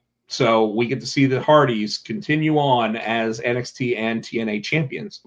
And then Trick Williams versus Mike Santana. It was a spot fest. It was a good match. Mike Santana gets the win. But this is another moment where I think they overbooked it, because Mike Santana looked over at his daughter before he actually got the win, which adds to the story and adds to the emotion and everything. Gets the win. But before she gets to come to the ring, the lights go out, the lights come back on, and both Frankie Kazarian and Dolph Ziggler / Nick Nemeth are in the ring because they apparently won the Feast or Fired match together. So now both of them have a claim at going after the TNA World Championship. So they overbooked it because they really needed to give Mike Santana that moment while the entire, I mean, this was the biggest crowd TNA has ever had in the United States. I don't know if it overseas, because overseas always seems to be overblown, but it was the biggest crowd they've ever had in the United States. And yet they didn't let him pick his daughter up on his shoulder until after he took care of business with the other guys. And by then half of the arena had left. So again, I know that that's not what they were thinking at the moment that actually happened, but there we are with that. All right, we're at 131 at this moment, but we have to talk about this, Tino. We had a triple threat match. Now, by the way, Jey Uso was already hurt at this point because Jey Uso had tried to help Jimmy Uso when Austin Ray and when the Bronze were out. Yeah. They're going to have to start wearing the everything on the menu shirts just so they can, like for the other Braun out there. But the end of Raw, triple threat match, CM Punk gets the win. And then he gets surrounded by the Vision. They come into the ring. They take him out. They take out LA Knight. They take out Jey Uso. All three members of those guys are out. And then, Tino, I'm going to let you take it because before I tell you that, though. Well, yeah, remember at the end of NXT, what they used to do at the end of NXT, right? Is it over until they put the little trademark at the bottom, right? So that doesn't even mean it's over in NXT. No. So, right? That's what I'm saying. So you know to keep watching. That's what trained me to keep watching. I need you to also give the context because this morning I sent Tino the 3 matches that I just talked about from Bound for Glory. And then he said, "Hey, I'm not going to get a chance to watch Monday Night Raw until after our show tonight." Because I thought it was going to be busier. Like I had a whole lot of meetings and stuff today. But then he said, "Don't spoil it for me." Yeah, because he's good for that. And I went, I got this done, and I had to go do other stuff, and I said I won't spoil it for you. But then Tino still got mad at me because I told him to turn his notifications off. No, I got mad at you. Don't spoil it, and I won't even tell you the main of who's in the. Well, I don't. Shut up. But I didn't spoil anything. No, I just don't say nothing. I mean, Raw always. Well, no, and it's because I wanted to make sure that you had ESPN turned off, that you had Bleacher Report turned off, I literally wanted you to have it all turned off, and now you can go ahead and you're right. I probably shouldn't have said anything, but I know that both of us always will be watching a PLE, and we'll get that thing 10 seconds before that tells us who won. And you kind of foreshadowed it earlier in the not really foreshadowed, but the way he was like. He was giving them props to the Bronze, and all of a sudden, I don't need anybody. I can do it by myself. I don't even need them. And you could see Braun Breaker looking at him, right? I'm like, oh. Now, who are we talking about? Seth. When Seth was like, he did it on his own. He didn't need Paul. He didn't need Braun. He didn't need Bronson. He didn't need the Vision. He could do it on his own, right? So after fast forward to and that was earlier. So fast forward to the end of the night, they've taken out Jay and LA and CM Punk. They're taking them out. And they're in the ring. And it just moved weird, right? They did that whole where like they were facing the ropes, the way that Braun runs. So I was like, oh shit, he's getting ready to spear his ass, right? So they're facing the ropes and Braun's kind of behind him, and he's already whispered something to Paul. I'm like, what the fuck's about to happen? But then the little thing comes on the bottom, and then I'm like, okay, the Paul Levesque leaf fitting. and so Seth's facing camera side, and he's still talking, and all of a sudden he turns back around, and Braun just fucking hits him. Spears the fuck out of him. Spears, and it's like, oh, and Paul Heyman's like, what did you do? What did you do? And Bronson's looking, and he's just staring. And Braun walked over to him, and he goes, make your choice. He said, you with me or you're not. And Bronson looked at, and they were like that. They were face to face. And then he walked behind Paul Heyman and immediately grabbed Seth Rollins. Yeah, because he's face to face, and then he just grabbed him, and he did the tsunami. Then Braun went over and he grabbed Paul. You're with me or you're not. Make your choice. And so Paul Heyman's still freaking out. He's freaking out. Paul Heyman doing his whole. And then he was like, he got down over Seth and like, don't hurt him again, right? And then that's when he yanked him up, said, you're with me or you're not. And he grabbed the belt and he's holding it. And all of a sudden, Paul came between them and raised the hands. They're standing over Seth. Now, you said, what did you say? Well, hold on. I want to say what you said first, because I told you, make sure you watch the end of Raw before we go on the air, because otherwise it could be spoiled for you by the time. And all of a sudden, about 4:30, maybe 4:50 in the evening, I get a message that says, "What the fuck did I just see?" And I want to put context on it because it was all caps. Yes. And it had multiple exclamation points. Yep. And so I want to point out that my buddy TJ, who has been in the audience before, he's not here tonight, but he's been in the audience before, has literally sat there and said, I don't believe it. I don't trust it. I don't trust it because, Seth already pulled the fast one over us by faking a knee injury, and he's a visionary. Remember, he's a revolutionary. He changes the game, and it got me thinking. The number one contender is CM Punk. If CM Punk thinks that now is the perfect time to take the belt off of Seth Rollins, it is the perfect time to pull the wool over everyone's eyes. I think it's Punk. I think Punk's behind it, and he's going to fucking be running the division, or not be the division anymore. Does that make Punk a heel? So I don't think so. No, I don't think it makes them a heel. Well, do you think the Braun's turning on Seth make them heels? Yes. Unfortunately, at the same time, I don't think anybody wants to cheer Seth except for his theme song. I mean, literally yesterday, or the day before, the Australian crowd was literally sitting there saying Seth's a wanker. See, I think the Braun's turning on them makes them face, because they're already starting to cheer Breaker, and they were kind of cheering Bronson, right? Because now you still got Seth and Becky, that power couple. So if Seth goes Bronson beat up Roman Reigns, who is your number one babyface. Yeah. Well, is he though?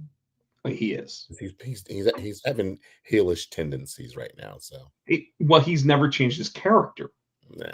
We just started cheering all of a sudden because Sami Zayn made everybody love the bloodline. Yeah. All right. So I think you think it's a swerve. Well, I don't know. But I'm not going to put it past him this time. If all of a sudden the next PLE comes up, that's trash. I mean, I see what you're saying, but that's trash. That's too soon after you did it before. At least spread it out. Well, think about it. How long do most major groups last in WWE? They normally go for a while. This is only 6 months. Yeah. So it's the perfect time to sit here and pull something like this, especially since you don't necessarily think that that's what they're planning. And then the new leader of the Brawns is going to be Braun, the monster of all men. So have Braun. Well, that I already said they need to start wearing the everything on the menu T-shirts. You know, because it's the best advertising. It's Braun wearing that. It's Braun wearing that. So, Mr. Helios, I already don't trust Seth Rollins. Like, how can you trust him? Every time you thought he was a babyface, he turns on you, and then he just wants you to sing his theme song. I don't need you. In fact, I literally thought that after he won the Crown Jewel match, when he said, "I'm now the best of all time," or the greatest of all time, I literally thought we were going to see John Cena walk out onto the stage and look at him setting up a John Cena versus Seth Rollins match. Yeah. And we may still, but John Cena only has 4 dates. So if John Cena's doing it, John Cena's losing that match. And the rumor right now, I don't know if you heard this, the rumor right now is John Cena versus Dominic Mysterio in San Diego, which is Dominic Mysterio's hometown at Survivor Series. I hate it for Dom because he's about to lose that title to John Cena. I think it's the perfect time for him to lose it, and then John Cena just lay the belt down in the middle of the ring. Or when they bring Gunther back, Gunther take it from him. I mean, in the final match, I could see that too, except if he only has 1 match left, do you really think that he's winning that match, no matter who it is? Like, it'd be better for him just to lay that belt down in the ring. Although, what they could do at Survivor Series is they could have Gunther beat down John Cena after he wins the Intercontinental title, setting up his final match. That could be. What do we got? Remember, I called the last time the Braun. I called the Braun's last year. He did. He called Braun's last year. Wait, no. He called the Braun. He called all 3. Michael Turner says going to be Roman and Seth at War Games teams. I don't think so, Michael. Right now, I think the best option is the Wyatts plus Sammy and Shinsuke versus the MFT. Like, none of those people care at all about having to put their bodies on the line. You know what I mean? And I'd be totally fine with it. What's up? I was reading Helios. He said, "New Day." Right now, it looks like Rusev wants to take that belt from Dom. I mean, he said something about it today, and when he did, it was because he was talking down to Penta, and Penta he's like, "You better be scared." And all of a sudden, Penta was like, "Cero miedo," right in his face. He says, New Day Indy have Rusev versus Cena for IC title. But I really don't think that that's going to happen. He said have Rusev. Have Rusev. I don't think that's going to be what the case is. I literally think that at Survivor Series, if John Cena has a one-on-one match, it's going to be something like this. I was really thinking that John Cena was probably just going to be part of a Survivor Series style match and be like the last guy either eliminated or win the match for his team. That way he gets to be in the ring with like 4, with 7 other guys. But I do want to say, and Tino, I know that we ran long. Sorry, we're still not at 2 hours though, which is good for us. I want to go to bed. That's why I said 1:30. I said hour 30, and that's why I told you. I know. But I want to give this match its flowers one more time. AJ Styles, John Cena should have been John Cena's final match. The way it went down, this should have been John Cena's final match. It was nice to see babyface John Cena actually get another victory, because now it's only his 2nd victory as a babyface in 6 years in a singles match. Which kind of upsets me a little bit because AJ Styles hasn't lost nearly as many steps as John Cena has.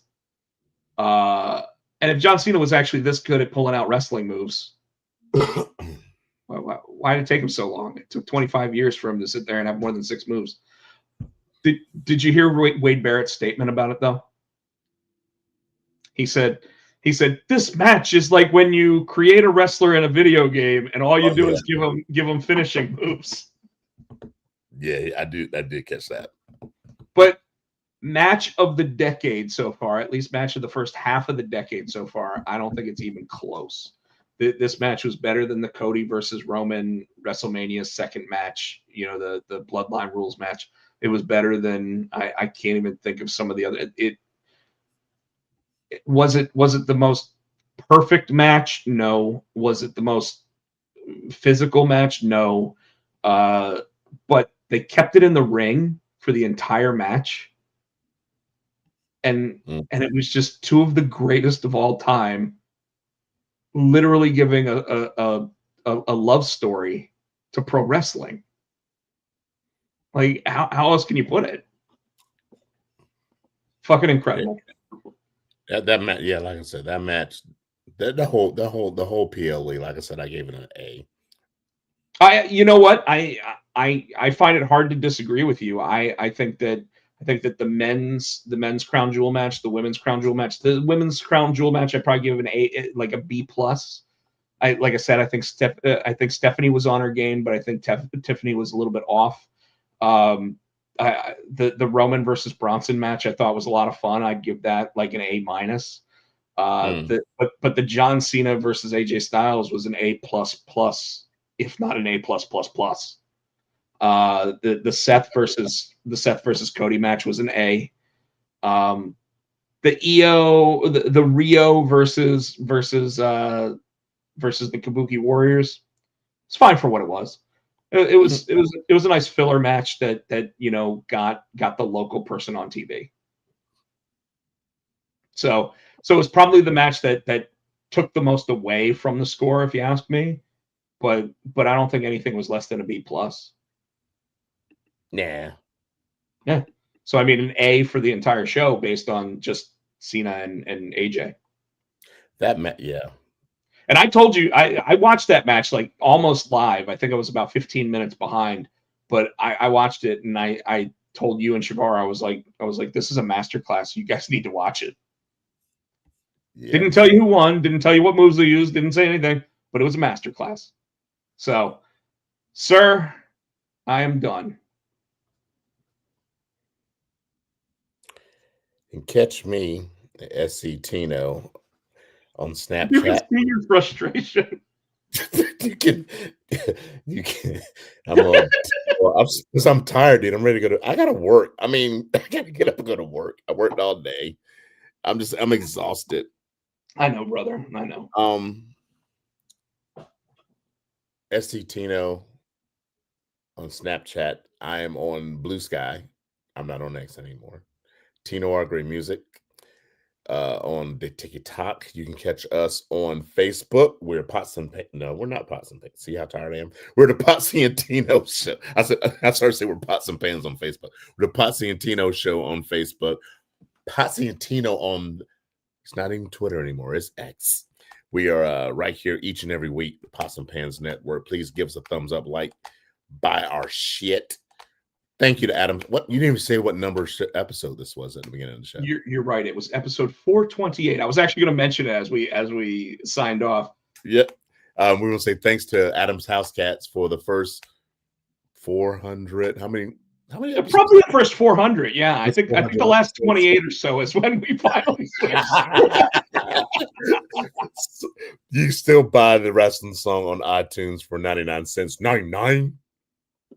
I do want to point out that the 428 and the 400 episodes just of this show, we did use Adam's House Cat as our theme song on the Potsy and the Turd show before we actually started this. So I mean, that was probably for another 200 episodes or so. We surpassed Potsy and the Turd.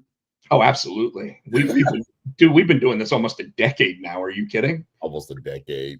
I mean, I'm not even kidding. We've been doing this almost a decade at this point. Like, that's it. Yes. And I want to go ahead and make sure that we shout out the people that actually were in our audience and chatting tonight. Michael Turner, Mr. Helios, Sketchy LeJoe. I was glad to see him. Sketchy LeJoe made an appearance. I hope to see him again. And then to our, he used to be our fat checker.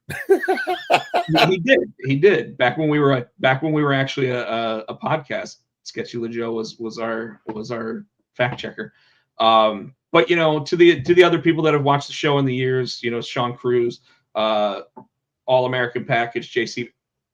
Whoa! Whoa! Do that again. I don't know what I did. You did this. Look. I look behind me like, You got pyro going off. You got to do the Batista when you do that. I don't know what I did. Just maybe just put one up. No, I think I'll do, because I think I would do one just the. Oh, dude. Yeah, you got to figure that one out. That was awesome. It was awesome. So It was. much You got to do the Batista. You got to. Oh yeah. Folks, you can catch me on just about every social media on the social media site that you see right there at Rob Pochak, either Instagram, Rob Potsy Pochak on just about everything else. So, with that said, thank you so much. Episode 428 is in the books. Damn it. You're gonna have to look it up on Google, on the Google machine. On the Google machine. The Google machine. The bump machine. Can't wait until we hit episode 499. Jones. Oh, that's So with that, awesome. So with that, everybody, thank you so much. We will see you next week for episode 429. I'll be back from Baltimore, and I will let everybody know whether or not I'm super happy or super disappointed. Isn't the pay-per-view next Saturday? Or this Which Saturday? one? The AEW, is that this Saturday? Wrestle Dream? I thought that was November. Thought it was sooner. Okay, we gotta look it up though. Yeah, we're gonna have to look it up. If anybody already knows and you're still in the audience, you can let us know. But we're heading off of here. Michael Turner said, "Buy the shit." Buy our shit. He also said 99. 99. Uh-oh. What happened? That's it. I think we're canceled. That's not a bad thing. It's a good thing. You're still on, right? I am, but you're blacked out and you got a circle. Oh, you're blacked out and you got a circle. Can you hear me? I can hear you. There you are. I'm back. Yeah, the thing did the same thing as last week, where all of a sudden it just disappeared. I think it was saying, "Time to go home." It's saying, "Shut up." Like, say, why are you still talking? There hey, he is. Sketchy LeJoe's still out there. He said, "Take it easy, guys." Sketchy, we will. We want to see you soon, man. Like be on the show. Like, buy our shit. Our shit, yeah. Actually, remember when Sketchy gave us T-shirts? Yeah, he gave me the. I still wear it. I still have it. The "Where the fuck did Joe come from" T-shirt. I still got that. Yeah. So, folks, thank you so much once again. I sound like a Pochak now, where I just can't get off. I keep saying bye. Good night, everybody. Sound like a pot chick. Ready? Motor City Machines and Potsy and Tino. For the Potsy and Tino show. Thanks for watching.